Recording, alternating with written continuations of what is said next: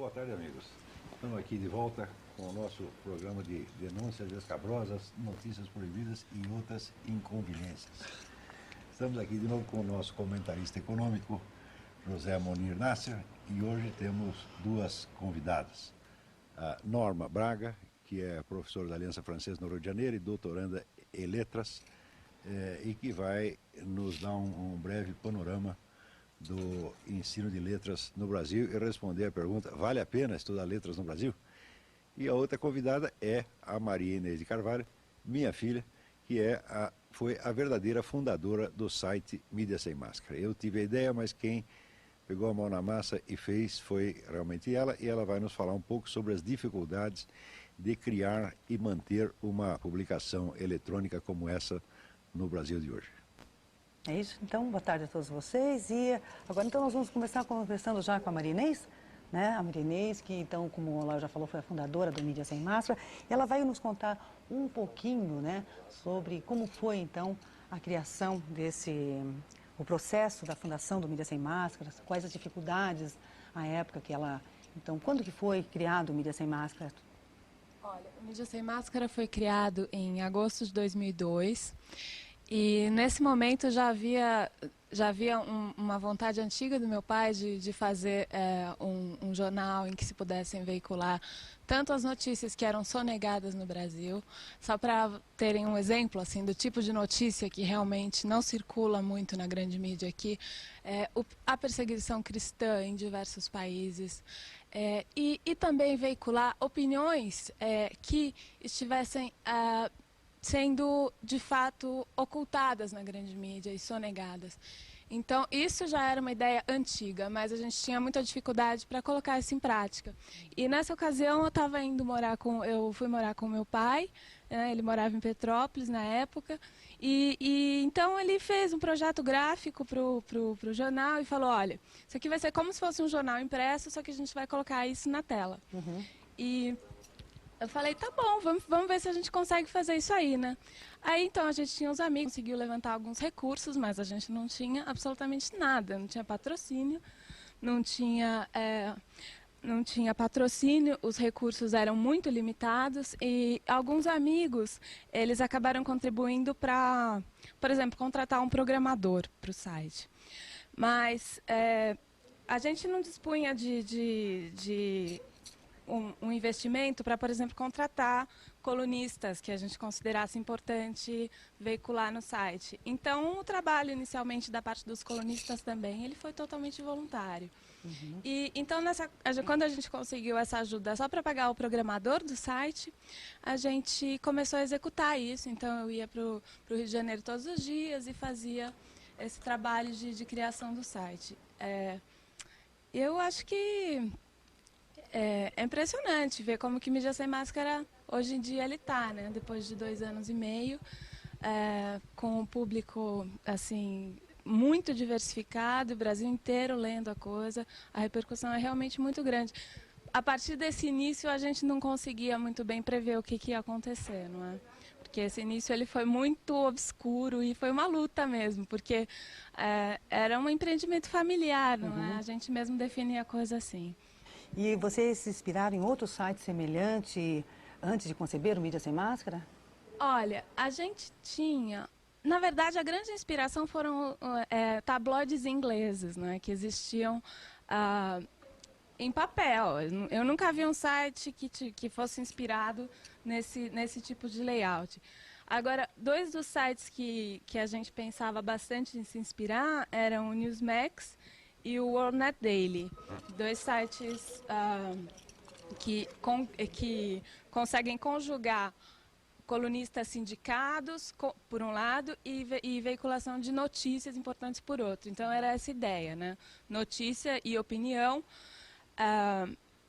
de uma forma bombástica, como não é feito na grande mídia. E aí o layout ele refletiu muito bem essa opção de chamar atenção, de fazer uma coisa que tivesse... Quem bolou o layout? Nosso público acho que talvez não saiba o que é o jornalista sindicado, que é uma coisa que só existe nos Estados Unidos. Explica para ele. Tá, eu posso explicar. É o seguinte, são colunistas que eles escrevem geralmente 1 ou 2 colunas por semana e eles têm uma organização que cuida difundir os artigos. Então, por meio desse sindicato, que seria, vários jornais locais acabam veiculando os artigos de opinião desses colunistas americanos. E há muitos deles, né? Eu não me lembro agora o site do sindicato, mas, por exemplo, o townhall.com é um site que basicamente só tem colunistas sindicados. O colunista Thomas Sowell, que é um negro cujos artigos sobre affirmative action são uma coisa maravilhosa. Ele já foi até entrevistado no Brasil. Os artigos dele são reproduzidos, para vocês terem uma ideia, em 400 jornais nos Estados Unidos. Então, a ideia era de fazer uma coisa que, quer dizer, aqui a gente não tem colunista sindicado, mas os artigos das pessoas que começaram a colaborar no Mídia Sem Máscara no início, eles já circulavam por diversos meios, só que não jornais locais, e sim e-mail, quer dizer, você mandava para listas, né, e aquilo acabava circulando por correio eletrônico e tal. Então, a nossa ideia não era criar colunista sindicado, né, mas a gente se baseou se inspirou nesses sites que tinham os colunistas sindicados e que veiculavam notícias também sobre perseguição de cristãos, notícias sobre o Oriente Médio, que é um assunto também que era preciso rever o viés da mídia brasileira e tal. E alguém, Maria Inês, alguém foi contra o site logo no início, rotulou de fanático, extremista, uma coisa assim? Teve logo no início uma coisa escandalosa naquele site CMI, né? Eles falavam que era um bando de direitistas fanáticos que eram patrocinados por não sei quem e estavam do lado dos americanos. E enfim, eles embolavam tudo, embolavam o meio de campo. Quer dizer, esse pessoal está tão acostumado a embolsar dinheiro, tá certo, de 1000 fontes milionárias, que eles acham que todo mundo faz a mesma coisa. Por exemplo, esse CMI, isso é um bando de picaretas, tá certo, que tem escritório em 102 países do mundo, para você ver quanto dinheiro eles têm. Né? E daí eles pegavam o nosso jornal, que era feito com o nosso próprio dinheiro, no fundo de quintal, e diziam, não, isto aí é o grande capital que está financiando aí a extrema-direita. Quer dizer, só por aí você já vê a profunda e total sem-vergonhice desse pessoal. Né? Todos os sites de Media Watch no Brasil, Media Watch é o site que, vamos dizer, fiscaliza a mídia, nenhum deles tem independência. Se você pegar, por exemplo, o Observatório de Imprensa do Alberto Dines, que aliás é um bom profissional, excelente profissional, nada tenho contra o Alberto Dines, mas quando nasceu o Observatório de Imprensa, já nasceu subsidiado pela Universidade de Campinas. Quando você pega o Observatório de Mídia da USP, ele não somente é subsidiado pela USP, mas por um pool de quase 30 ONGs milionárias que vai terminar no gabinete do seu Kofi Annan. Quer dizer, você tem uma rede, toda uma estrutura de sustentação que vem da ONU, passa por uma rede de ONGs, empresas, etc. Tudo isso aí numa captação imensa de dinheiro para pagar uma redação. Nós não temos e nunca tivemos nada disto. E eu já disse, o dia que a gente tiver, o dia que houver uma contribuição, tá certo? Isto vai constar, nós vamos publicar isso, publicar balancete e dizer sempre de onde saiu o nosso dinheiro. Por enquanto não dizemos porque não saiu de parte alguma e não foi a parte alguma. Esse aí saiu do meu bolso, né? E do bolso de 2 ou 3 amigos. Né? Mas você vê a imensa dificuldade e a situação anormal da mídia brasileira. Não existe nenhum país do mundo em que as ideias esquerdistas ocupem 100% da mídia. Isso só aconteceu nos países da antiga cortina de ferro. Mas lá era normal porque era tudo do governo. Agora, aqui não é tudo do governo, mas é 100% esquerdista. O pessoal está acostumado com isso há tanto tempo que não percebe mais a anormalidade. São 2 gerações já que se passaram assim. Então a gente está tentando furar um hábito, tá certo, que já está profundamente impregnado. Tá? Eu acho que a grande proposta do Mídia Sem Máscara era não só o que dizer, mas a maneira de dizer. Porque a linguagem jornalística, ela de certa forma embota a sensibilidade das pessoas e como isso já é... A produção de notícias é um negócio alucinante e tal, de repente até sai alguma coisa na qual você tem que prestar atenção, mas você não presta atenção, porque sai muita coisa. Então, o Mídia Sem Máscara era aquela proposta de chocar mesmo, mostrar... Então, a nossa manchete, ela era assim, era a largura do site, da página. E quanto menor a manchete, maior o tamanho da letra, né? Então, a gente teve uma das primeiras, assim, que chamou muita atenção das pessoas. Isto é uma farsa, uma fraude. Que foi o meu pai que escreveu sobre uma matéria na Isto É, que tentava mostrar que os conservadores, a expectativa dos conservadores em relação ao governo Lula era muito positiva. E eles achavam que Lula tinha mudado e não sei o quê. Isso mesmo, esses conservadores americanos. E quem são esses conservadores da revista Isto É? O jornal New York Times e a revista Newsweek, que qualquer americano redneck sabe muito bem que aquilo é liberal media e pronto, sabe? Liberal nos Estados Unidos quer dizer esquerdista, é esquerdista nos Estados Unidos, que é a polaridade ideológica, liberal e conservative. Todo mundo sabe que a orientação ideológica do New York Times e da Newsweek, dos dois, e tinha um outro terceiro veículo lá, que eles também apontavam como conservador. Só porque eu acho que o fato de ser americano no Brasil já significa que você é conservador. Você está ludibriando o público, porque o jornal é americano, você dá a impressão que é conservador, porque aqui ninguém lê. Então, os conservadores americanos apoiam não sei o quê, apoiam o Lula, né?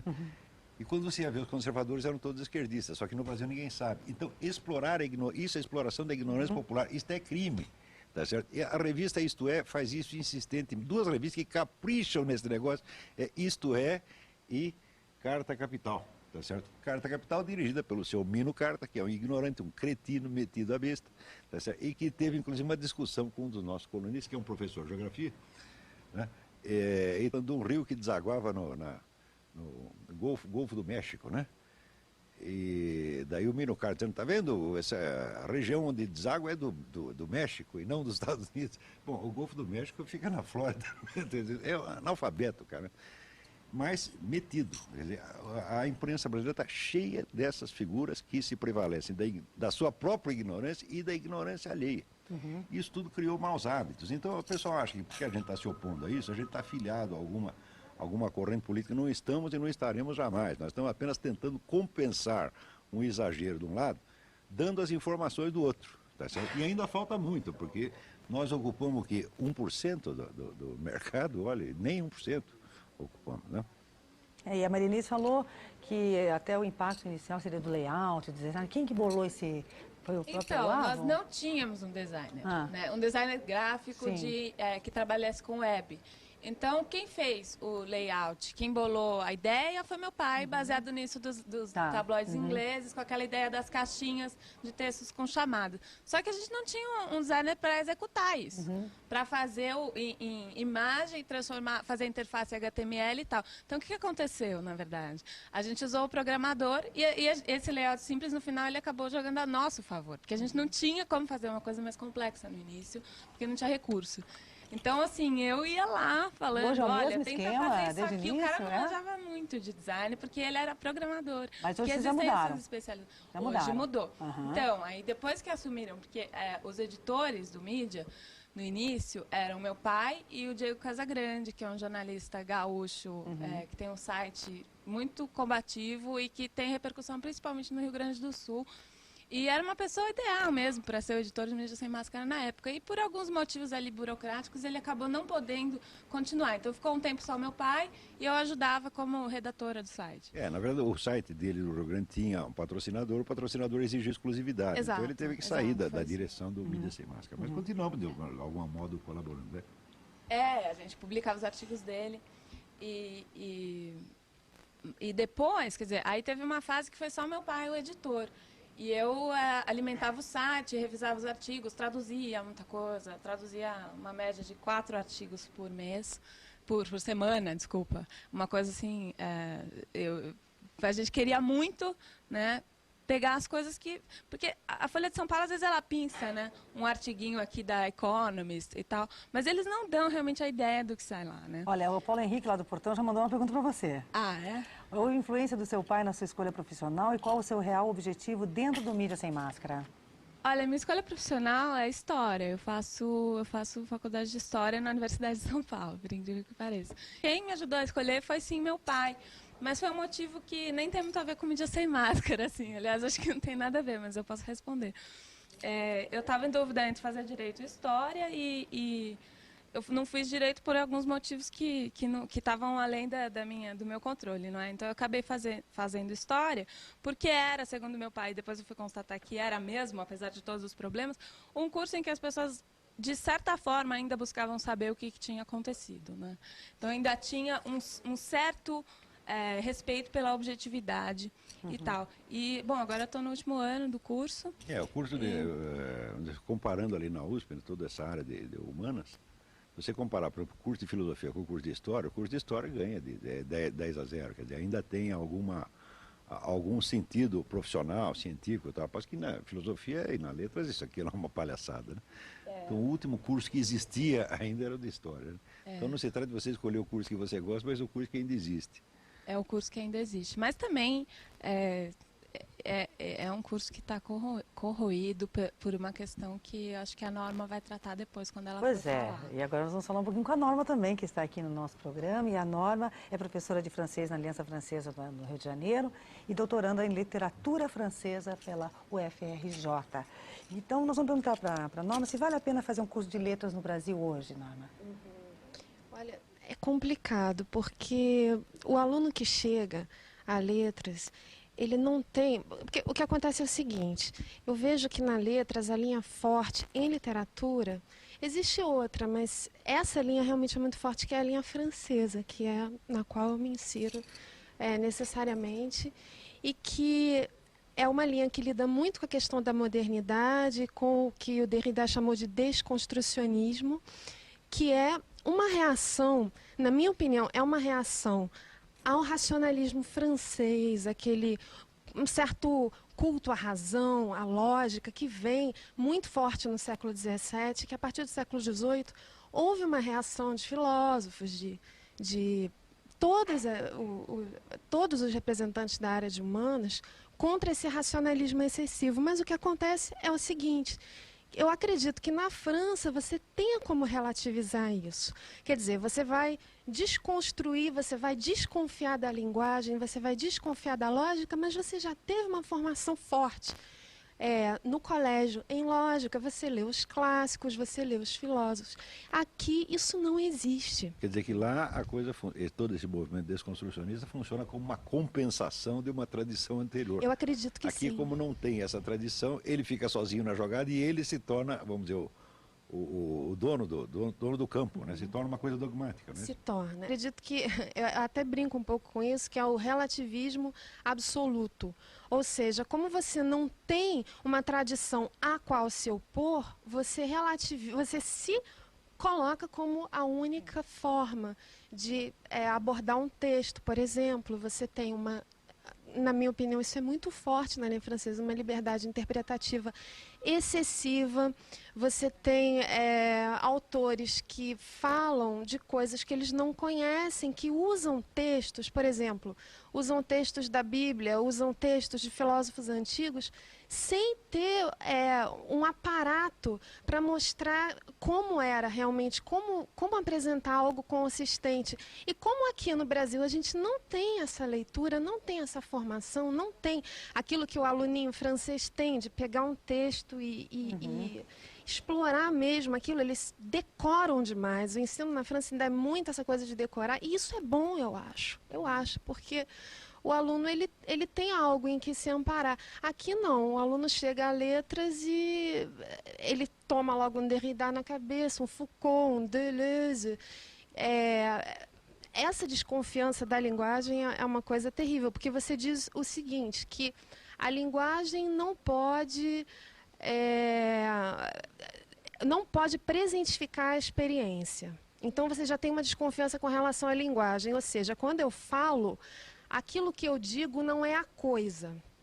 Mas é uma relação que na modernidade ela se torna tão quebrada que no final das contas eu nunca falo das coisas de verdade. Então é um subjetivismo absurdo. Mas tem um abismo total entre linguagem e experiência, realidade, não é isso? Exatamente. E isso é muito recorrente nas aulas que eu presenciei, que eu participei. Isso é muito recorrente. É quase como se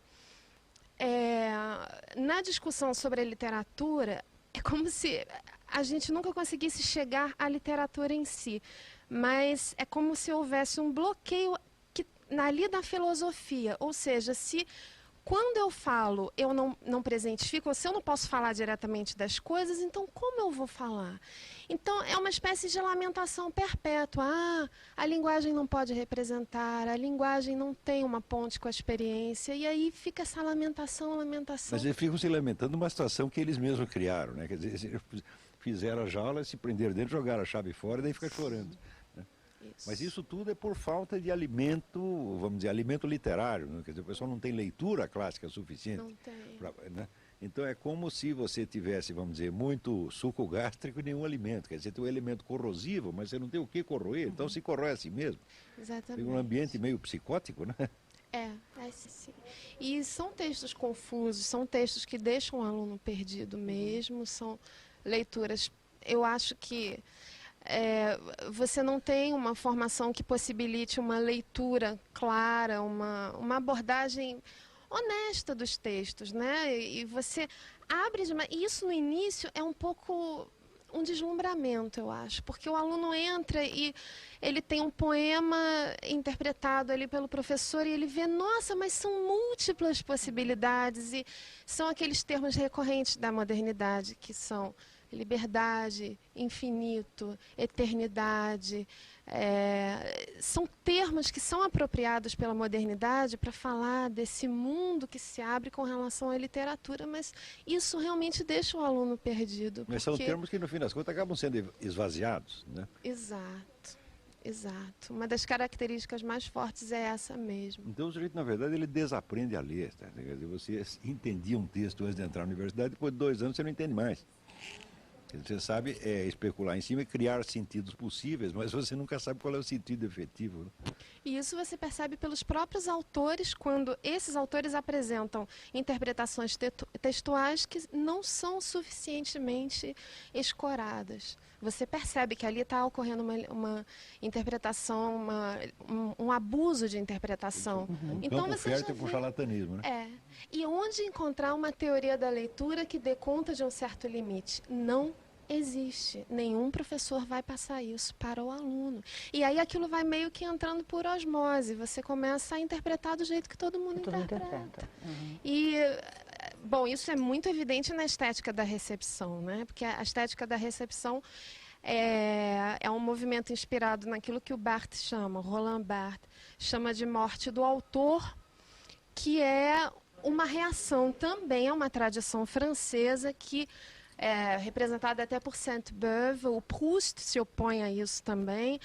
É uma interpretação que se escora muito na vida do autor, como se a vida do autor, a personalidade do autor, o contexto histórico do autor, isso tudo fossem chaves interpretativas para a obra. Mas convencionou-se que isso na tradição francesa estava mesmo muito amarrado. Então, como oposição a isso, vem o estruturalismo e diz não.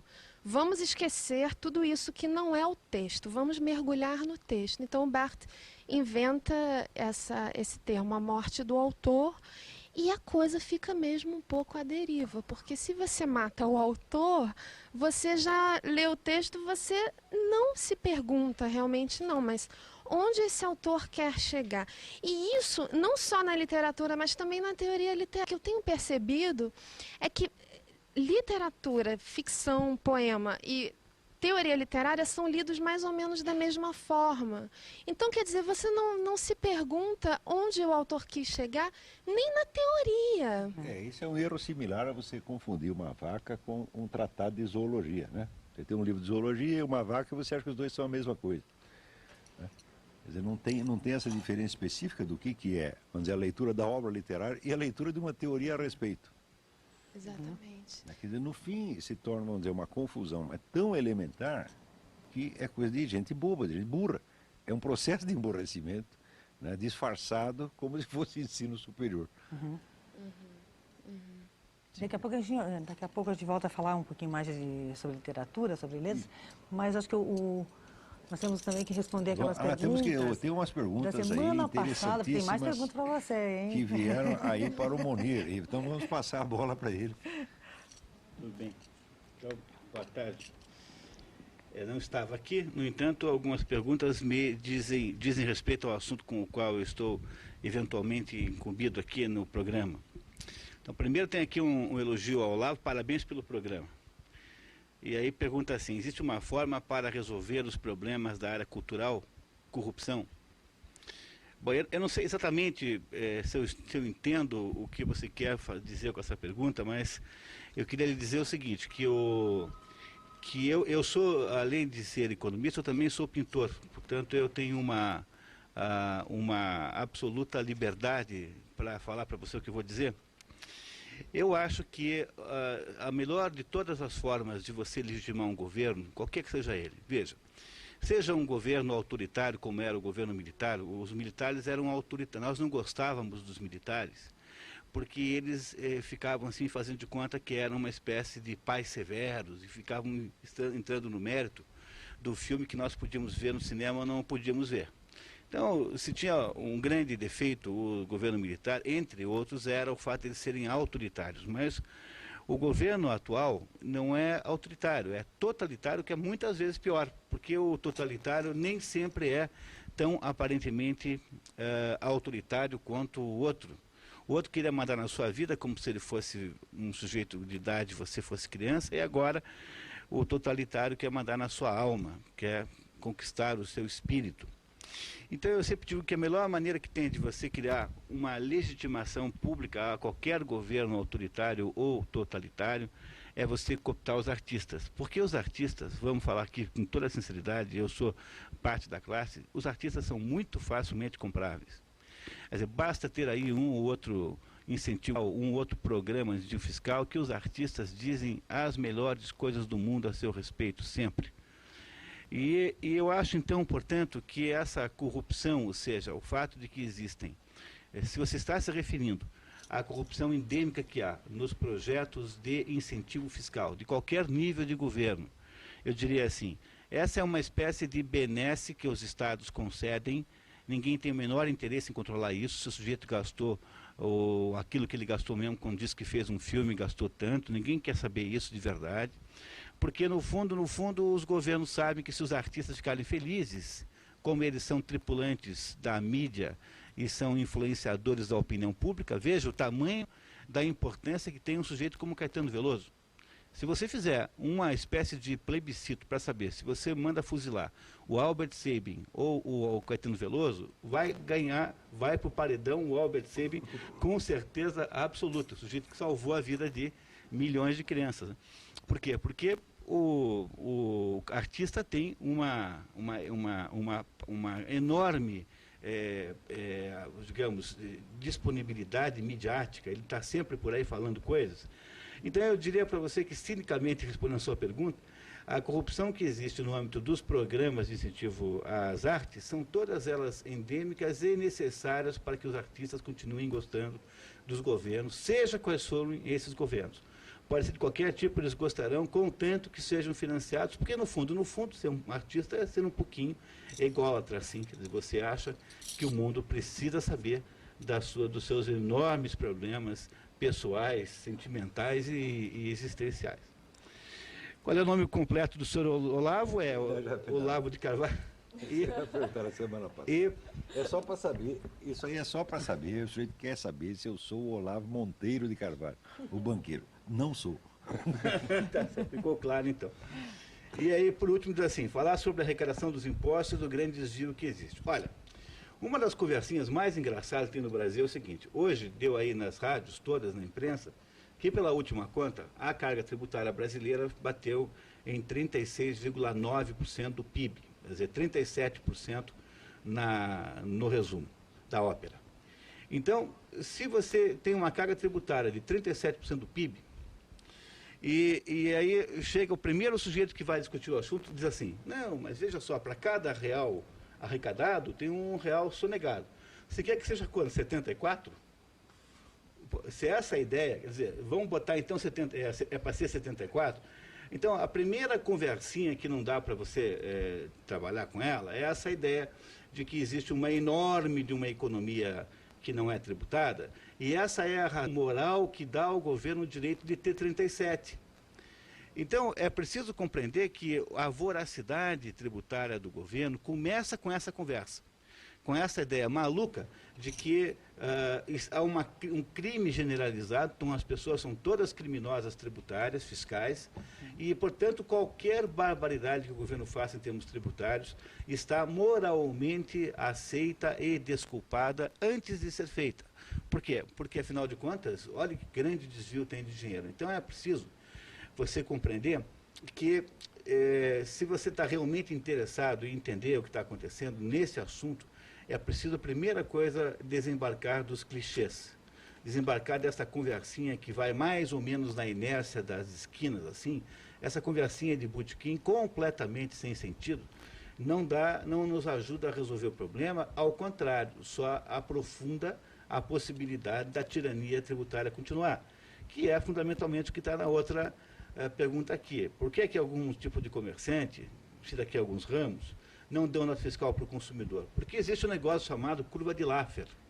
Um economista americano chamado Laffer, economista contemporâneo, descobriu o seguinte, que como você tem uma ligação a matemática entre a taxa de cobrança de impostos e o montante arrecadado. Você cobra uma taxa pequena, um montante pequeno, aumenta, e isso vai indo mais ou menos paralelamente até o momento em que começa a haver um descolamento dessas duas coisas, ou seja, chega no momento em que aquela reta torna-se uma inflexione, torna-se uma curva, ou seja, na medida em que você aumenta a carga tributária, começa a valer a pena a sonegação.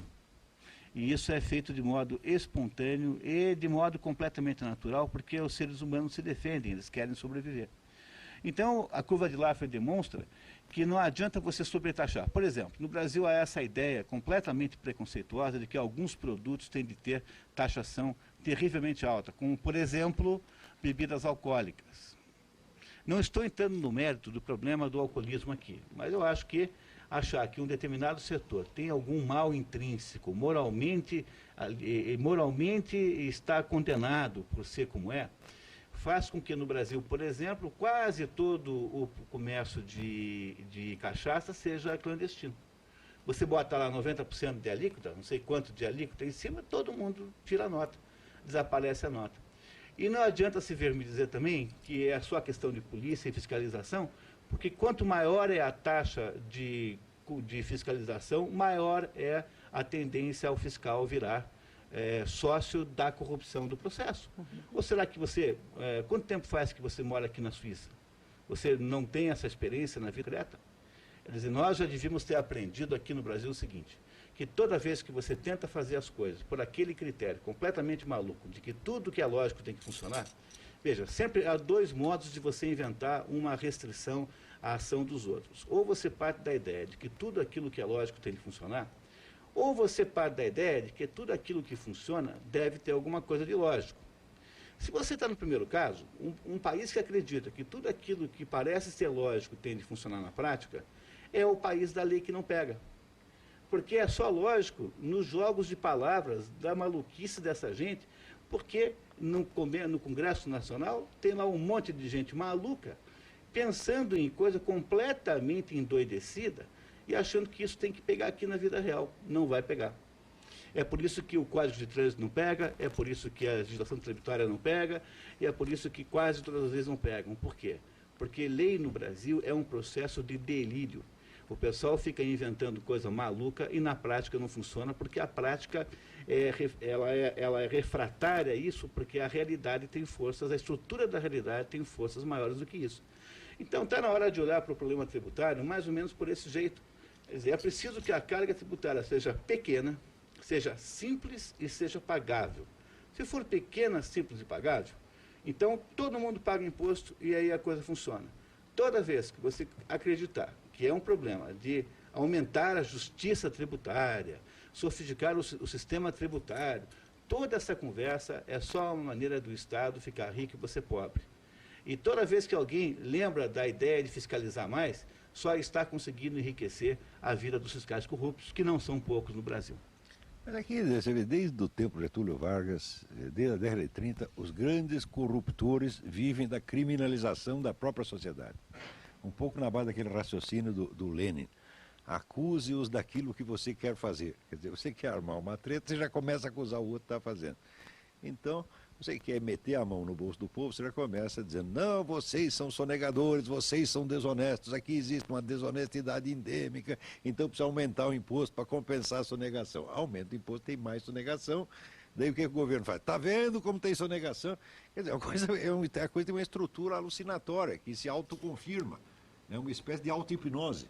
Quer dizer, gera situações que confirmam aquilo que foi profetizado justamente para gerar a própria situação.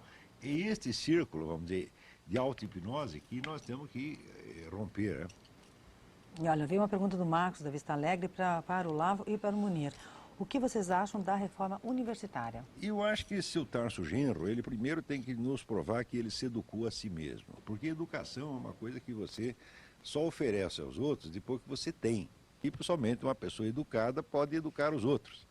Então, acho que o ministro da Educação tem que ser exemplo. Ele diz, olha, eu me eduquei assim, assim, assim e obtive tal resultado. O resultado é bom e isso que eu estou oferecendo para os senhores.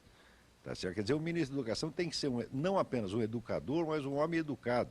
Um homem que no seu processo de educação foi bem sucedido. Esse Tarso Genro, como autoeducação, é um fracasso, porque esse sujeito só aprendeu o que tem naqueles manuaizinhos de comunismo da década de 60. Tá certo? Eu desafio este homem a provar que ele tem capacidade para ser ministro da Educação. Não para ser ministro da Educação, para ser professor de qualquer coisa, para ser professor de Educação. Se fizermos um teste com o homem, diz, olha, senta aqui, agora o senhor me explica quais são as filosofias da educação existentes ao longo da história, o que o senhor acha de cada uma, né, analise-as, e por que o senhor acha que funciona, esta funciona, aquela não funciona. O homem não tem capacidade para fazer isso é um demagogo barato. Como é que nós podemos deixar o destino das nossas crianças na mão de um sujeito que só quer usá-las como instrumento de propaganda política? Isto é um crime. Tá certo? Quer dizer, não se discute nem a reforma universitária. A gente tinha que discutir, primeiro, a existência do Ministério da Educação. Você sabe que nos Estados Unidos, até o governo Carter, não houve nenhum Ministério da Educação e os Estados Unidos tinham a melhor educação do mundo. Inventaram o Ministério da Educação, começou a comedeira, começou a aumentar imposto, apareceu milhões de Tarsos Genros, tá certo? E, enfim, a educação pública americana hoje está numa crise danada que ninguém sabe como resolver. Quando eu estive em Nova York, 3 anos atrás, o prefeito de Nova York, ele estava vendendo as escolas, privatizando as escolas, porque a prefeitura não aguentava mais resolver o problema. Então, primeiro, por que tem que ter um Ministério da Educação? Quer dizer, por que a sociedade mesma não pode se organizar para buscar os meios de educação conforme as suas necessidades? Se você perguntar, por exemplo, qual é o currículo adequado, eu digo, somente um aluno pode descobrir qual é o currículo adequado, porque só ele sabe o que ele é capaz de aprender e o que ele precisa aprender. Tá certo? Se você perguntar o que seria a justiça social em matéria de educação? A justiça social em matéria de educação seria atender à demanda de educação que cada pessoa fizesse. A ideia de que todas as pessoas podem aprender a mesma coisa com a mesma idade é uma das ideias, só que nunca tentou educar ninguém. Só que é, vamos dizer, incapaz de adestrar um cachorro é que pode ter uma ideia dessa. Porque se você pegar 3 cachorros, eles não conseguem aprender a mesma coisa ao mesmo tempo. E 3 seres humanos, que são muito mais variados, também não conseguem. Quer dizer, as aptidões humanas, elas também aparecem em idades diferentes para pessoas diferentes, tá certo? Então, somente um indivíduo está autorizado a dizer o que ele deve aprender, é ele mesmo. Então, a educação deve ser um serviço que você fornece para atender pessoas, tá certo? E não um uniforme que você quer vestir igualzinho em todo mundo. E esta ideia, vamos dizer, de uniformização já é ruim em si. Agora, se é uniformização ideológica e propagandista, como este seu Tarso Genro quer fazer, então não merece ser discutido, tá certo? Eu publicamente desafio o seu Tarso Genro, tá certo? A um debate público, tá certo? Para ver quais são as qualificações de educador dele. Perguntar assim, quantas pessoas o senhor já educou? Ora, eu sou professor há 30 anos, eu eduquei algumas pessoas, tá certo? E eu sei das dificuldades disso, tá certo? E justamente por saber as dificuldades, é que eu jamais teria a pretensão de fazer uma reforma universitária que criasse, vamos dizer, um modelito uniforme para todo mundo. Ele, como nunca educou ninguém, não tem educação nenhuma, ele, com a prepotência do ignorante, inventa esses modelos e quer vestir em todo mundo. É isso que tem que acabar no Brasil, esse charlatanismo, tá certo? Do ignorante pretensioso. As pessoas têm que ser testadas no seu conhecimento, tá certo? Se o sujeito se mete numa determinada área, Tá certo? Ele não tem que entrar lá, vamos dizer, com exibição de diploma, exibição de cargo, tem que entrar com trabalho realizado. Olha, eu fiz isto aqui, tá certo? Isto aqui funciona por causa disso, disso, disso, disso. Quais são as obras realizadas no seu Tarso Genro em matéria de educação ou em qualquer outro domínio da vida intelectual? Resposta, zero, zero, zero, zero. Tá certo? Então, a opinião do seu Tarso Genro vale o que valem os trabalhos realizados que ele tem na área de educação. Zero. Não temos que ouvir a opinião desse sujeito. E você, Munir, o que você acha da reforma Eu, universitária? sobre a reforma universitária em si, não tenho nenhuma informação, não posso falar nada. Agora, eu queria dizer que, em tese, outro dia estava uma polêmica enorme no Brasil. O Brasil é especialista em fazer polêmicas superficiais, né? Que como nós somos muito epidérmicos, então nós sempre olhamos para as coisas epidermicamente. Então, outro dia descobriu-se aí, acho que foi o Fantástico que se encarregou de levar isso, transformar isso no escândalo nacional número 1, descobriu-se que um determinado analfabeto havia sido matriculado numa universidade qualquer, aí não sei, uma universidade federal aparentemente, e que descobriram um analfabeto lá que não tinha diploma nenhum, e isso era um escândalo de quanto o ensino estava muito mal, porque um analfabeto matriculou-se numa universidade federal. E eu, então, ao pensar sobre essa situação, eu concluí o seguinte, que o mais grave do que ter um analfabeto matriculado na Universidade Federal é ter milhares de analfabetos graduados todo ano pela Universidade Federal. E, pela Federal, pelas outras, etc. Quer dizer, então eu tenho a impressão que o debate, embora eu não conheça especificamente esse, mas o debate sobre educação no Brasil é um debate meio fora de foco sempre, em que a gente não está preocupado de fato com o conteúdo do que está acontecendo, mas fica preocupado com as aparências. No fundo, é tudo debate sobre direitos. Quer dizer, no fundo, é tudo um negócio meio bacharelesco, meio assim para advogado dar as definições, em que fica se discutindo qual é a distribuição de direitos e de reservas de mercado das pessoas. E não se discute educação de verdade, no fundo não tem isso. Então eu espero que esse debate aí pelo menos rompa essa regra e vá direto ao ponto, ao fundo. Mas o que você disse aí dos analfabetos é mais ou menos como aquilo que está acontecendo no Itamaraty, onde para você ser candidato à diplomacia você não precisa saber inglês, mas para você ser motorista do Itamaraty, você precisa não apenas saber, mas você precisa ser fluente em inglês. Então isso quer dizer que os motoristas têm de ser pessoas mais letradas do que os futuros diplomatas. Aliás, o que não é difícil. Não é isso? A Maria de São José dos Pinhais, ela diz: essas publicações, artigos e entrevistas da revista Caros Amigos possuem credibilidade, elas são confiáveis, enfim, posso acreditar nessa revista? Nada, não pode acreditar nada. Este pessoal, vamos dizer, é uma patota de jornalistas que vem desde a década de 60, um grupinho de pessoas que se adoram, cada um diz que outra pessoa maravilhosa. Eles estão fazendo isso há 40 anos. E era o pessoal que estava na revista Realidade, tá certo?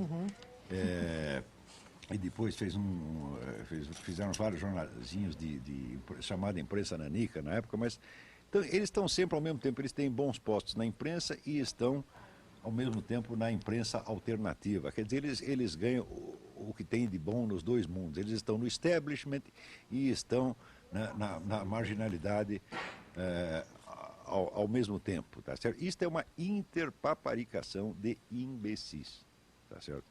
Essa revista, vamos dizer, portanto, tudo o que ela publicou a respeito de Iraque, né? Esse seu Zé Arbex, que dizia que ele é diretor, não sei se ele ainda é diretor da revista, e dizia que ele foi testemunho ocular do massacre de Jenin. Dizia que eu estive lá, eu vi.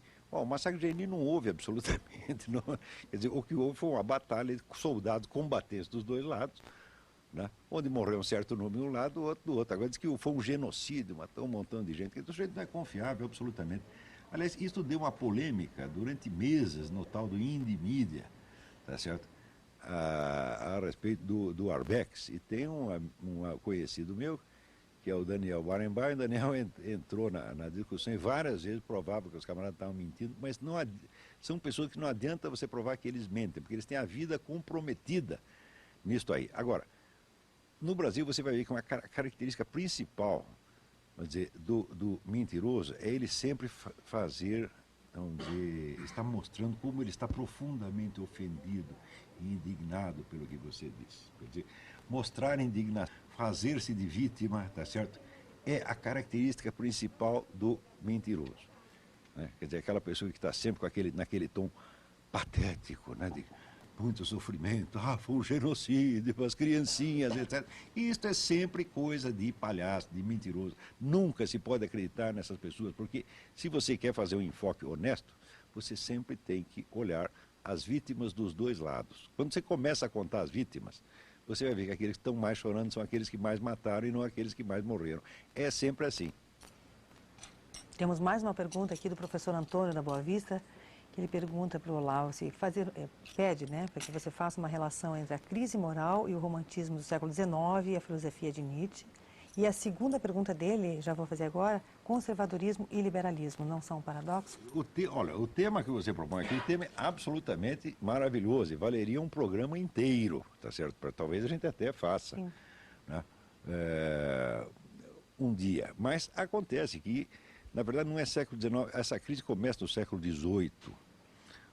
Os filósofos da Revolução Francesa, que prepararam o ambiente para a Revolução Francesa, como Voltaire e Diderot, eles davam muito mais importância à eficácia da linguagem, ao jogo retórico, do que à veracidade. Eles, quer dizer, eram mentirosos mesmo, mentirosos cínicos e mentirosos conscientes. Por exemplo, existe a famosa história de Diderot, que escreveu um livro chamado A Religiosa, La Religieuse, que depois foi feito um filme do Jean-Luc Godard, né? E é a história de uma moça que tinha entrado num convento e queria sair e o pessoal, o superior do convento não deixava. Então ela estava prisioneira no convento. Quando Diderot publicou essa história, aquilo foi, vamos dizer, um escândalo. Todo mundo ficou indignado, principalmente porque Diderot dizia que era um caso verdadeiro e que ele tinha em casa um dossiê, tinha todos os documentos sobre este episódio, né, comprovando o caso da moça, tá certo? E, de fato, ele tinha um dossiê, ele tinha todos os documentos, só que os documentos desapareceram na época, só foram encontrados em 1950. E nos documentos se via que era exatamente o contrário, a moça não estava presa no convento de maneira alguma, ao contrário, era a porteira do convento, ela tinha a chave do convento, tá certo? E, mais tarde, o convento foi invadido, vamos dizer, pelos revolucionários, tá certo? Esta moça foi uma das freiras que resistiram mais corajosamente aos revolucionários, tá certo? E ela ficou contente no convento até o fim da vida, morreu lá dentro com a chave do convento na mão. E mais tarde se descobriram correspondência de Diderot em que ele confessava que ele estava mentindo e se divertia muito com isso. E tinha até um sujeito, um nobre na ocasião, que era um camarada muito religioso, que ele leu o livro do Diderot sobre a coitada da freira, e se comoveu, e chorava, e escrevia para o Diderot, preocupadíssimo, como está aquela moça? Daí o Diderot respondia, ela está muito mal. E ao mesmo tempo, Diderot escrevia carta para Jacob Grimm, que era seu amigo, dizendo, aquele idiota continua acreditando em mim, vejam vocês. Então você vê que é um camarada cínico. O Voltaire fazia exatamente a mesma coisa. Então, durante o século XVIII, se cria, vamos dizer, uma situação na qual a liderança intelectual perde totalmente a vergonha, tá certo?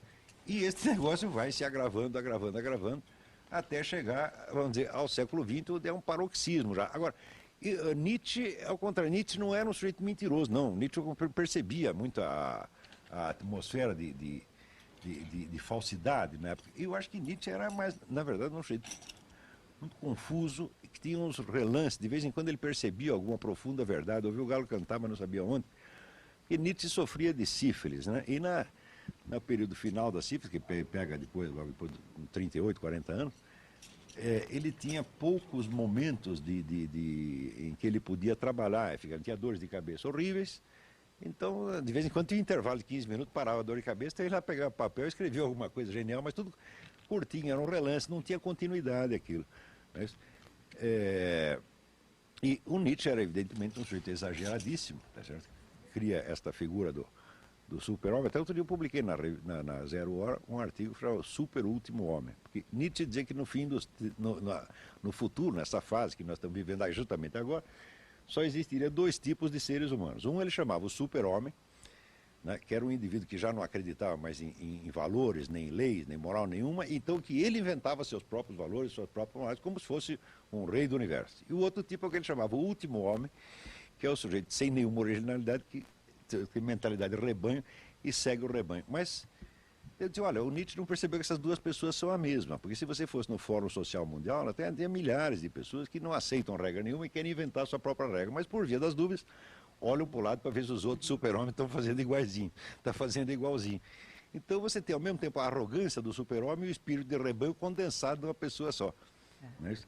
Então, este fenômeno que nós vemos hoje, o Nietzsche viu isso separado em duas coisas. Ele viu um pedaço e o outro, não percebeu que haveria milhões de pretensos super-homens, cada um querendo inventar a sua regra e formando um novo tipo de espírito de rebanho.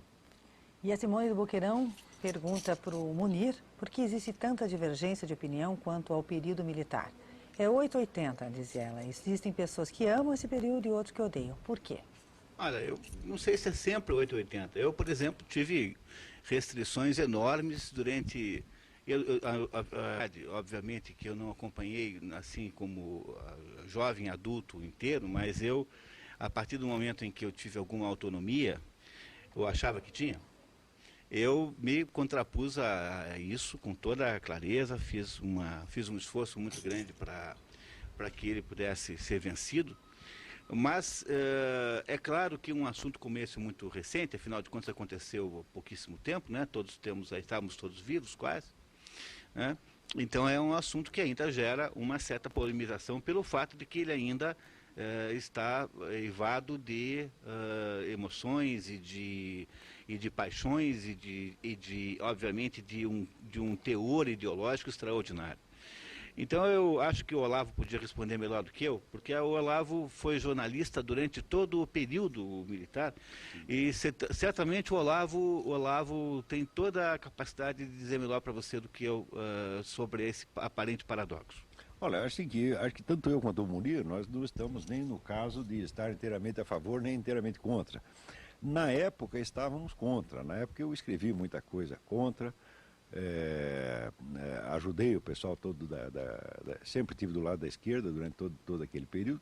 Só que depois, retroativamente, você fazendo a história, você vê que o período militar foi realmente ruim, porém a alternativa que o outro lado oferecia era incomparavelmente pior, porque era todo o pessoal que estava coordenado pelo Fidel Castro, né, e que fazia lá na ilha dele uma ditadura muito pior. Mas por que Fidel Castro, né, que estava implantando no seu país uma das ditaduras mais sangrentas da América Latina, estaria tão interessado em restabelecer a democracia no Brasil? Então, quer dizer, é simplesmente mentira que aquele pessoal, naquela época, o pessoal da esquerda, quisesse a democracia. Eles queriam um regime cubano. Então, nossa alternativa era o seguinte, ou era aquela ditadura meia-bomba que nós tínhamos, ou seria a ditadura comunista inteira.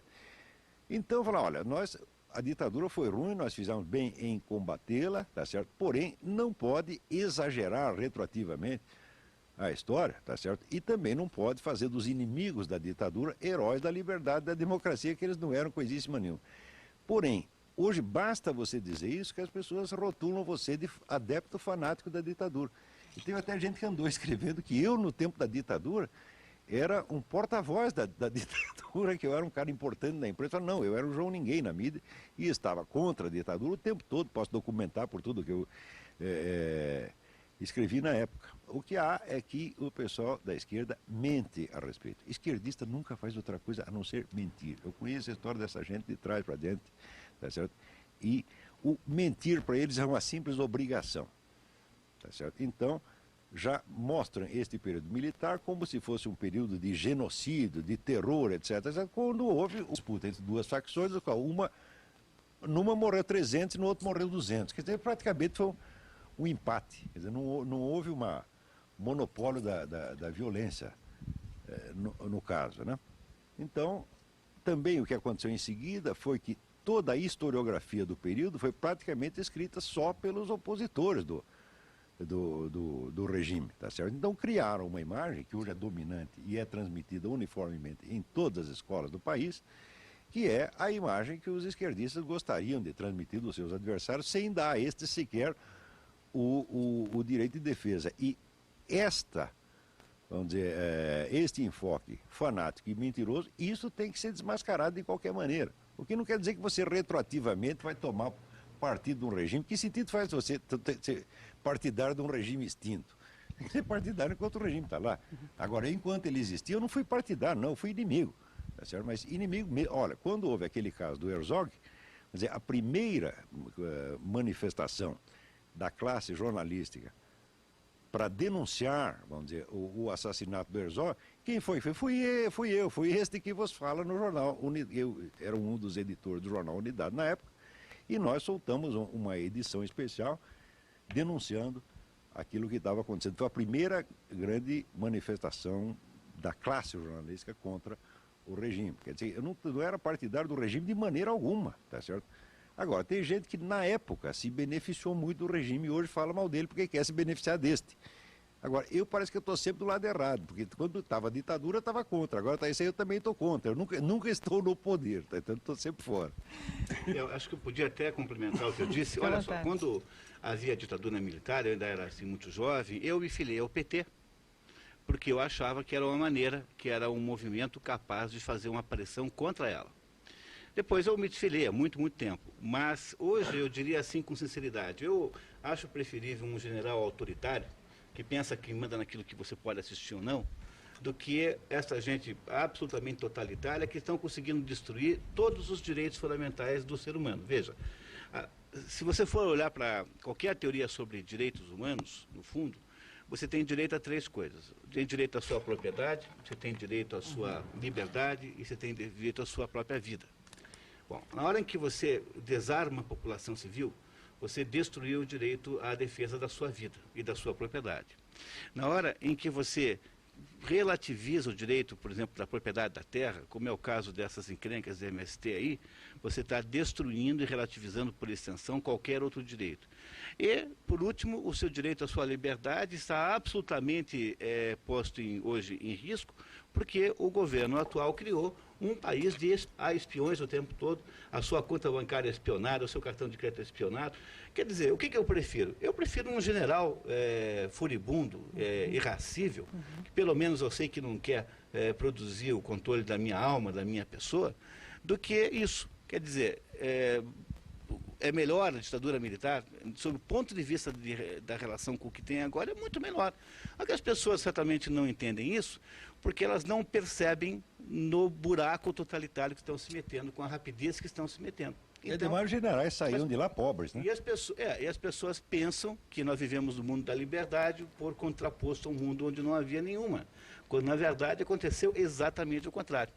Então, eu acho que não dá para ter sobre um assunto como a ditadura militar nenhuma atitude ou uma opinião assim muito unilateral, porque é preciso pesar o conjunto das coisas para poder entender o que é que tem de importante nesse conjunto. É isso que eu acho que eu queria deixar claro nesse momento agora. E o Paulo Henrique do Portão, o Coutinho de São Paulo, eles fazem uma pergunta para a Norma. Primeiro, a pergunta é do Paulo Henrique. Existe influência do existencialismo nas faculdades de letras no Brasil, influenciados por Jean-Paul Sartre? E o Coutinho de São Paulo pediu que a Norma, então, exemplifique os seus comentários. Com certeza, com certeza. Existe, sobretudo, com relação... Eu acho que hoje, lá na Letras, Sartre, talvez nem tanto, mas Camus, o existencialismo de Camus. Por exemplo, uma das mais emblemáticas figuras da modernidade é o mito de Sísifo, do Camus, que é um personagem, né, que rola uma pedra gigantesca com grande esforço, uma montanha acima, como se houvesse alguma finalidade para isso, mas ele sabe que não existe finalidade. Então, quando ele chega no cume da montanha, o que resta é descer novamente com a pedra. E esse trabalho é sem cessar. E isso ilustra o que eles chamam de consciência trágica da modernidade, que é a busca de um sentido, mas a desilusão prévia de que esse sentido não existe, de que a verdade não existe e de que tudo, no final das contas, são apenas construções humanas.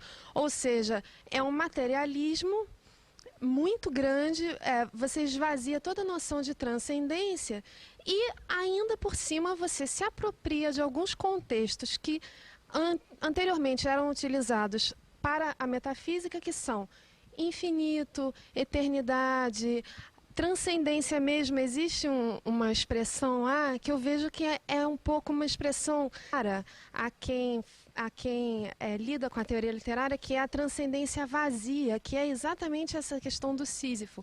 É o impulso humano a buscar o sentido, a buscar o que há por trás da aparência, mas a desilusão prévia de que não existe. Então, poxa, é um contrassenso e é um absurdo você acreditar que é preciso continuar buscando já sabendo que não há nada. Transcendência vazia. É obrigado a buscar e é proibido encontrar, né? Exatamente, exatamente. E isso se correlaciona muito com o que eles chamam de abertura do sentido.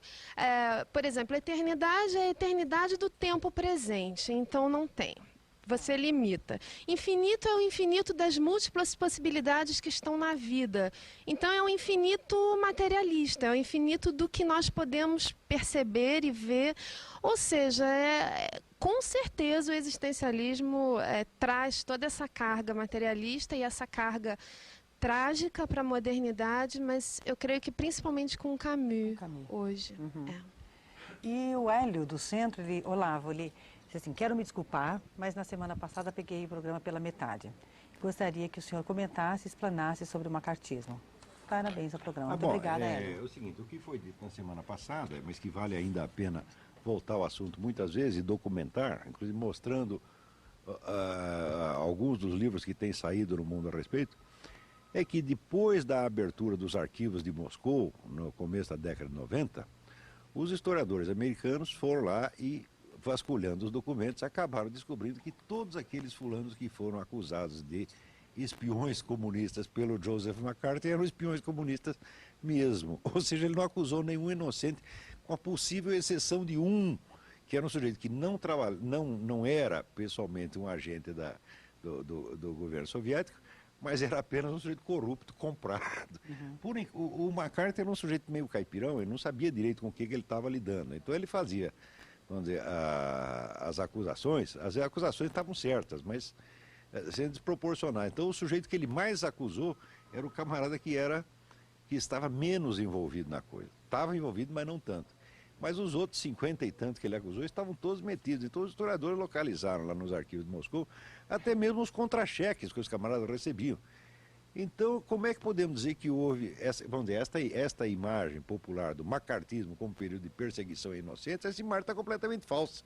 Houve perseguição sim, mas houve perseguição aos culpados. Culpados de quê? Culpados de colaborar com um regime que naquele mesmo momento tinha 2 milhões de prisioneiros. E veja, durante o período chamado macartismo, onde, digamos, umas 300 pessoas foram chamadas a depor, né, no Congresso, apenas chamada a depor, depois voltar. Como é que era? O sujeito chegava lá, fazia a pergunta e dizia, eu alego os meus direitos constitucionais, não respondo nada. Era isto praticamente, né? Ia para casa.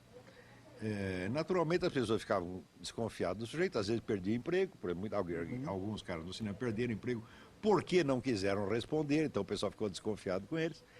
Enquanto acontecia isso nos Estados Unidos, que as pessoas até hoje derramam lágrimas por causa dessas coisas, essas mesmas pessoas que estavam sendo interrogadas, elas colaboravam com o regime que mantinha naquele mesmo momento 2 milhões de pessoas na cadeia e que naquele período fuzilou pelo menos 500 mil, naquele mesmo período do macartismo. Quer dizer, nós ficamos com dó de beautiful people, tá certo? Que é interrogado durante 10 minutos e volta para casa, e não temos dó nenhum de 500 mil pessoas que são fuziladas no fundo dos porões do comunismo com o auxílio desses mesmos caras. Então, tudo isso é muito absurdo, é uma coisa desproporcional, é uma distorção do nosso sistema moral. E esta distorção foi criada pelo esforço de propaganda. No Brasil, até hoje, tem gente empenhada em manter ainda, contra todas as evidências históricas, aquela imagem do macartismo como período de perseguição a inocentes. E chegam, vamos dizer, a distorcer tanto que acreditam que aquele pessoal de Hollywood, aqueles atores e tal, foram perseguidos pelo McCarthy. Olha, o comitê McCarthy era no Senado e só interrogava funcionários públicos. Os camaradas do cinema foram interrogados num comitê da Câmara dos Deputados que não tinha absolutamente nada a ver com o McCarthy e realmente nada lhes aconteceu. É isso? A única pessoa que na época foram condenadas, que não tem nada a ver com este comitê, mas foi uma outra investigação, foi o casal Rosenberg, por ato de espionagem mesmo. Né? E foram condenados à morte num processo legal, 2 pessoas, enquanto a União Soviética matava 500 mil sem processo legal nenhum. Então tá aí. E a Tiffany, do Alto da 15, ela pede para o Munir comentar o que você acha dos judeus controlarem a mídia. Acho que é um fato, né? Uma vez eu me dei o trabalho de fazer um estudo sobre os grupos de mídia do mundo, para fins de atender um determinado cliente de consultoria. Uhum.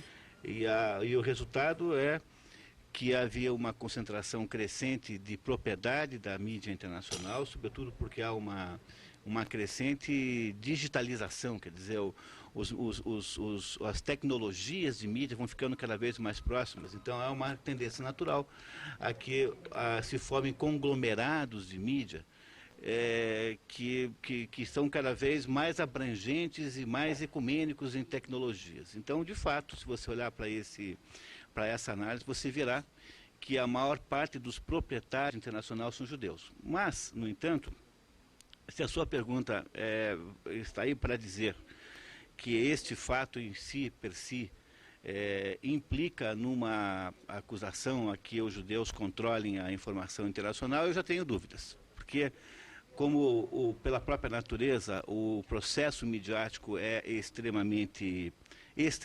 diversificado, então talvez não haja muito modo de controlar na prática, porque os indivíduos ligados a isso, quer dizer, os autores, o pessoal que produz os conteúdos na prática, são de certo modo incontroláveis, é como um professor. Não há meio de você impedir um professor que dê a aula que bem entenda numa sala de aula. Uhum. Porque na prática a aula é uma coisa, a ação educacional é uma ação fragmentar e capilar, assim, ela é fragmentada e capilar, ela acontece o tempo todo. Do mesmo modo que é um pouco de, talvez, ilusão acreditar que a mídia tenha esse poder todo de estabelecer o modo como o mundo pensa. Eu acho que deve tentar, mas eu não sei se ele consegue. Uhum. Então, essa é a impressão que eu tenho. Aí tem outro detalhe também, quer dizer, o pessoal falou, os judeus controlam a mídia. Então você pensa assim, que os judeus são um partido político, todos pensam igualzinho e agem em consonância uns com os outros para objetivos políticos determinados. Então não é assim, o judeu é um povo, e dentro do povo existem 1000 correntes, algumas delas tremendamente anti-judaicas. Se você quer um exemplo, você pega o Sulzberger, que é o dono do New York Times. O Sulzberger é de família judaica, ele sempre foi contra Israel, o jornal dele só desce o cacete em Israel. Quer dizer, então o fato do jeito de ser de família judaica não quer dizer que ele é um militante, né, pró-judaico. Aliás, aqui no Brasil também você tem jornais que têm pessoas de origem judaica que têm a boa parte das ações do jornal, e no entanto o jornal só desce o cacete em Israel. Na verdade, eu acho que a mídia, por exemplo, a mídia americana inteira, ela é tremendamente anti-israelita. Embora tenha um monte de judeu rico lá, pô, mas o fato de ser judeu não quer dizer que ele é um patriota judeu. Ao contrário, muitas vezes é um traidor. Né? Assim como ser americano não quer dizer que é pró-americano. Você quer uma imprensa que desce mais o cacete nos Estados Unidos do que a própria imprensa americana? Então, nós temos que parar com essa mania de tentar, vamos dizer, catalogar o sujeito politicamente pela sua origem nacional ou até racial, o que é, além de ser racismo, é maluquice. É verdade. O Eduardo das Mercedes pergunta para o Olavo qual a sua opinião quanto ao fechamento dos bares na noite curitibana, focado no autoritarismo e a violação dos direitos individuais pelo Estado. Ele sou irmão de uma aluna do senhor Olavo e orientada pelo Munir. Fechar não sejam assaltados? Né? Então eu acho que você deve proibir o dinheiro. Né? Porque não tendo dinheiro ninguém será assaltado. E mais ainda deve proibir as pessoas de viverem, porque se elas não estiverem vivas, elas não poderão ser assassinadas. Quer dizer, não sendo capaz de reprimir a atividade dos bandidos, vão reprimir a atividade das vítimas. Você tira a arma do cidadão honesto e você fecha o bar para que o bar não seja assaltado. Quem foi que teve essa ideia de Jerico? Eu acho que, agora falando como economista liberal, esta ideia é uma obra-prima de cretinice e imbecilidade. Não é possível descrever essa ideia de outra maneira, porque ela é absolutamente contra qualquer hipótese de liberdade humana. A última das liberdades que se vai ter no país, já que as outras todas estão sendo levadas de roldão, então a última liberdade que se havia era de poder tomar lá um uísque ou uma caipira, ou qualquer coisa lá, para você combater as mágoas de estar vivendo num país de malucos totalitários, num verdadeiro hospício, dirigido por intelectuais semi-analfabetos. E essa última liberdade que a gente tinha, agora está em perigo, porque alguém resolveu botar essa cretinice. O sujeito que tem essa ideia aqui vai ficar na história mesmo, no panteão dos cretinos, como tendo tido uma ideia absolutamente incompatível com qualquer espécie de... Você percebe que isto prepara o toque de recolher. Tá certo? O toque de recolher é meia-noite está todo mundo em casa, exceto, evidentemente, os delinquentes. Então a rua ficará entregue aos policiais e aos delinquentes. Note que, se as coisas continuarem no rumo que estão, o toque de recolher é meia-noite está todo mundo em casa, exceto, evidentemente, os delinquentes. Então a rua ficará entregue aos policiais e aos delinquentes. Note que, se as coisas continuarem no rumo que estão, dentro de poucos anos esta medida será adotada. É sempre assim, você permite que se crie um problema, vamos dizer que ameaça toda a sociedade, porque o banditismo foi criado com a complacência desta mesma gente que está no poder, porque eram todos adeptos do Herbert Marcuse, né, eram adeptos do lumpenproletariado, adeptos da marginalidade, etc, etc. Então deixaram isso crescer, para agora usar este mesmo problema como pretexto para nos controlar. Tá certo? Então é assim que se implanta o regime totalitário. Lendo o livro do Hermann Rauschning, A Revolução do Nihilismo, como se formou, vamos dizer, a Revolução Nazista. Você deixa criar um problema social terrível, para depois você poder alegá-lo, tá certo? Não para controlar o problema social, mas para controlar as vítimas dele. Tá certo? E olha, também é preciso não esquecer que essas atitudes assim, bom-mocistas e simpáticas, são típicas de países totalitários e regimes autoritários. Por exemplo, o primeiro lugar da história em que teve uma lei antitabagista foi no governo nazista, na Alemanha. E Hitler, além de ser antitabagista, era vegetariano, tornou-se lá vegetariano num certo momento da vida. Então eu acho que a gente precisava parar com isso, sabe? Olha, falando agora como economista liberal, essa história do governo ficar se metendo, se um determinado bar pode ou não pode ter fumo, é o seguinte, esse não é assunto para o governo se meter. O bar que põe na porta uma placa e diz assim, aqui é aceito de fumantes. Se você não é fumante, se você não gosta de fumaça, você vai procurar outro. Como existem quantidades de fumantes e não fumantes interessados a irem a bares, então o mercado resolve o problema. Claro. Agora, em nome do que é que nós vamos forçar o mundo agora a ter uma regra como essa? Em nome de quê? Qual é o resultado concreto e prático que você gera com isso? A não ser criar mais uma intervenção totalitária na vida das pessoas, intervenção essa que as pessoas não percebem que está aos pouquinhos reduzindo absolutamente o seu poder de livre-arbítrio e de autodecisão. É isso que está acontecendo nesse mundo atual, que é o problema central. É isso que nós temos que reclamar e temos que combater aqui. Você viu, Mônica, que o pessoal do Greenpeace já quer proibir os perfumes? Mas você não sabia. Saiu essa semana. Diz que não é só o fumo, não. Agora é os perfumes também. É esse aqui que você lê aqui. Isso é coisa da Inês. Isso é coisa da Inês para você. Eu estou a fim de organizar uma campanha de protesto, juntar pessoas, umas 100 pessoas, para que vão até o saguão do aeroporto Congonhas, em São Paulo, fumar, em protesto. Porque eu reclamo naquela porcaria faz um ano que você não tem um lugarzinho sequer para fumantes. Eles dizem, nós vamos construir. Então, por que você não espera para proibir depois de você construir o lugar do fumante, né? Então faz um ano que não se pode fumar. Eu fumo. Eu chego lá, fumo na frente do fiscal. Pela placa, né? Então isso é desobediência civil, tá certo? Quer dizer que se me prender e multar, eu não reclamo não. Eu vou lá, vou preso, pago a multa, não tem problema, tá certo? Mas é desobediência civil. Obedecer a lei eu não vou, tá certo? Eu aceito a punição, tá certo? Por uma questão de superioridade física, né? Lá tem 20, 30 fiscais, eu não vou poder vencê-los, então eu aceito. Mas obedecer esta lei, nunca, porque esta lei é baseada nesta empulhação, desta teoria do fumante passivo, tá certo? Que não existe a menor prova disso aí.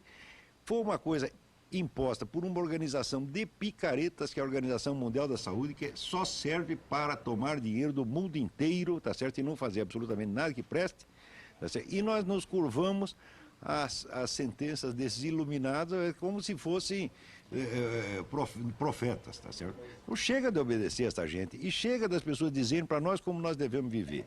Agora, por exemplo, se eu entro num carro, num táxi, quem tem que dizer se eu posso fumar lá dentro ou não é o dono do táxi, meu Deus do céu. Se ele disser, não, aqui eu não gosto que fumo, não fumo, acabou. Né? Agora, o governo que disse, foi o seu Requião, foi o seu Lula, foi o seu Zé Mané, sei lá. Né? Esse tem que ser assim num bar também, o dono do bar deixa ou não deixa, o bar é dele, pô, assim como na minha casa. Né? Na minha casa não é proibido fumar, é proibido reclamar do cigarro, mas a casa é minha. Né?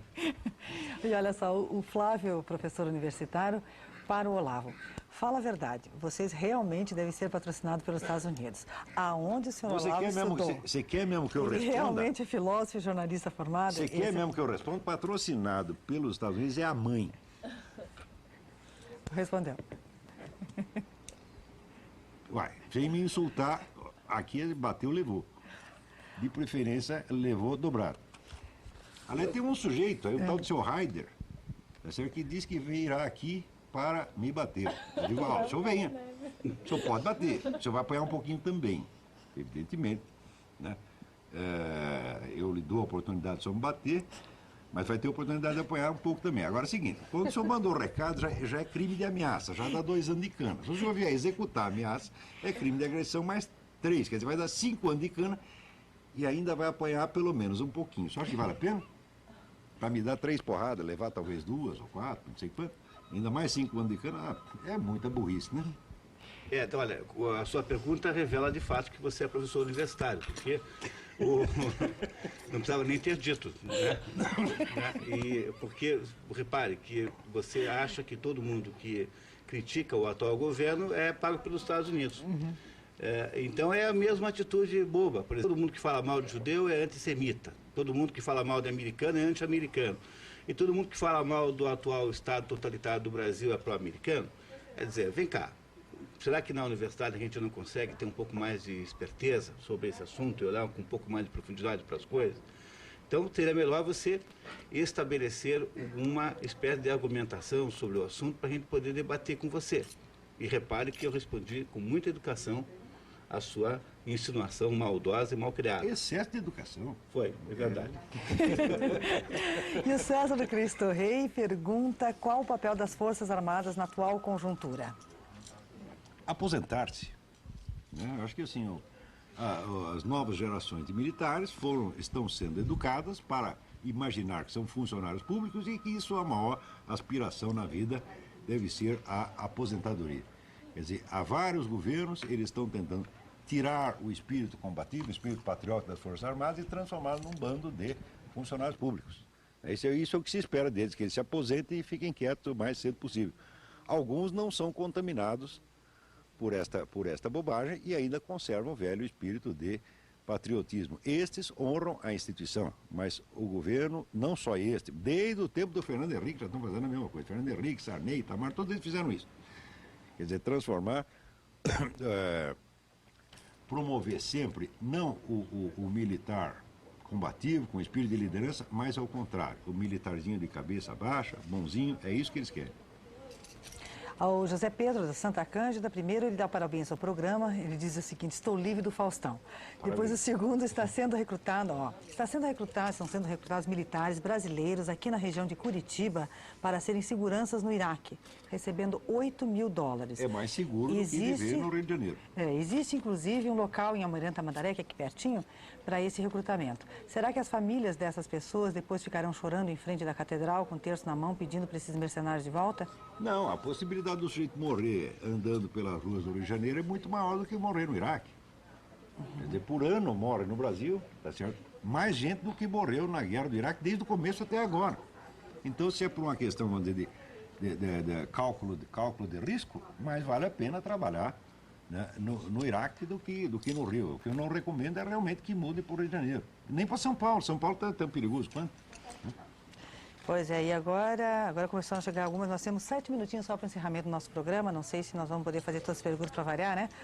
qual o grande interesse do governo com a campanha do desarmamento? Parabéns pelo programa, é o César do Cristo Rei. Não é só do governo, a campanha do desarmamento é mundial, isso é uma ideia da ONU, isso faz parte da implantação, vamos dizer, do sistema do poder mundial, tá certo? Onde, vamos dizer, a elite governante tem todos os meios de ação e a sociedade não tem nenhum.